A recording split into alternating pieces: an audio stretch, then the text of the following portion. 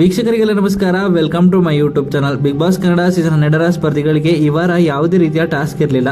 ಆದರೆ ಮನೆಯಿಂದ ಬಂದಂತ ಪತ್ರಗಳನ್ನ ಕಾಪಾಡಿಕೊಳ್ಳೋದು ಸ್ಪರ್ಧಿಗಳಿಗೆ ಟಾಸ್ಕ್ ಆಗಿತ್ತು. ಇನ್ನು ಬಿಗ್ ಬಾಸ್ ಮನೆಯಲ್ಲಿ ಕಿಚನ್ ಇಂದಾಗಿ ನೇರವಾಗಿ ಎಲ್ಲಾ ಸ್ಪರ್ಧಿಗಳು ನಾಮಿನೇಟ್ ಆಗಿದ್ರು.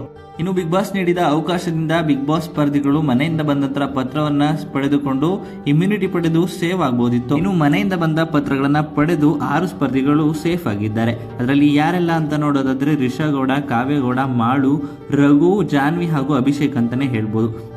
ಇನ್ನು ಯಾವುದೇ ರೀತಿಯ ಟಾಸ್ಕ್ ಕೂಡ ಇರಲಿಲ್ಲ. ಹಾಗಾಗಿ ಮುಂದಿನ ವಾರಕ್ಕೆ ಯಾರು ಕ್ಯಾಪ್ಟನ್ ಆಗ್ತಾರೆ ಅನ್ನೋದು ಕುತೂಹಲವಾಗಿತ್ತು.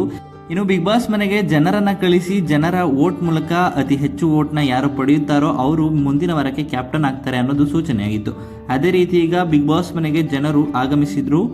ಇನ್ನು ಎಲ್ಲ ಸ್ಪರ್ಧಿಗಳು ಎಲ್ಲ ಜನರ ಮುಂದೆ ತಮ್ಮ ಜರ್ನಿಯ ಬಗ್ಗೆ ಮಾತನಾಡಿದ್ದಾರೆ. ಅದೇ ರೀತಿ ಕಾವ್ಯ ಹಾಗೂ ಮಾಳು ಕೂಡ ತುಂಬಾನೇ ಇಂಟ್ರೆಸ್ಟಿಂಗ್ ಆಗಿ ಮಾತನಾಡಿದ್ರು. ಆದರೆ ವೀಕ್ಷಕರ ಆಶೆಯಂತೆ ಕಾವ್ಯಗೌಡ ಅವರು ಕ್ಯಾಪ್ಟನ್ ಆಗಿದ್ದಾರೆ ಅನ್ನೋ ಮಾಹಿತಿ ಇತ್ತು. ಆದರೆ ಇಲ್ಲಿ ಕಾವ್ಯಗೌಡ ಅವರು ಕ್ಯಾಪ್ಟನ್ ಆಗಿಲ್ಲ. ಮಾಳು ಅವರು ಈ ಬಾರಿ ಬಿಗ್ ಬಾಸ್ ಮನೆಯ ಕ್ಯಾಪ್ಟನ್ ಆಗಿದ್ದಾರೆ ಮುಂದಿನ ವಾರಕ್ಕೆ. ಹೌದು, ಬಿಗ್ ಬಾಸ್ ಮನೆಯಲ್ಲಿ ಮಾಳು ಅವರು ಮುಂದಿನ ವಾರಕ್ಕೆ ಕ್ಯಾಪ್ಟನ್ ಆಗಿ ಆಯ್ಕೆಯಾಗಿದ್ದಾರೆ. ಆದರೆ ಕಾವ್ಯಗೌಡ ಆಯ್ಕೆಯಾಗಿದ್ದಾರೆ ಅನ್ನೋ ಮಾಹಿತಿ ಸುಳ್ಳಾಗಿದೆ. ಇನ್ನು ಈ ವಿಡಿಯೋ ನಿಮಗೆ ಇಷ್ಟವಾಯಿತು ಅಂದರೆ ವಿಡಿಯೋಗೆ ಲೈಕ್ ಮಾಡಿ.